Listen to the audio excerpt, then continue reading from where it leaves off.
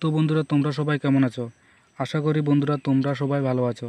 আজকে তোমাদের জন্য তুলসী গাছের মাটি দিয়ে বশীকরণ টোটকা নিয়ে এসেছি।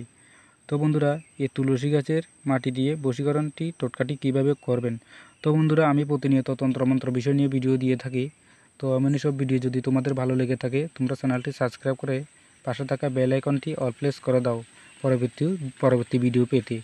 তো বন্ধুরা, এটি করতে হলে তোমাদেরকে কি করতে হবে। এই তুলসী গাছের মাটি দিয়ে বশীকরণটি করতে হলে তোমাদেরকে শনি অথবা মঙ্গলবার দেখে এই প্রয়োগটি করতে হবে।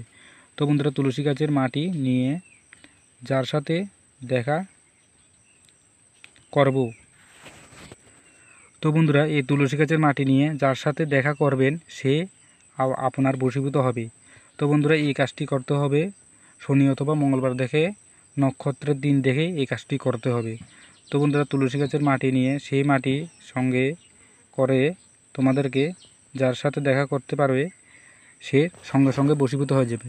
আর এই বশীকরণটি শক্তিশালী কিভাবে হবে, যখন এই তুলসী গাছের মাটিটি একটু তার গায়ে লাগিয়ে দিতে পারবে, তাহলে তো সে আরও তৎক্ষণাৎ সঙ্গে সঙ্গে বশীভূত হয়ে যাবে। তো বন্ধুরা, আমি নক্ষত্র এটি কীভাবে বুঝবে যে নক্ষত্র, এটি যে কোনো পঞ্চি দেখে কাজটি করো, তোমরা সফলতা অর্জন করতে পারবা। তো বন্ধুরা, যে কোনো নক্ষত্রের দিন দেখে এই কাজটি করতে হবে।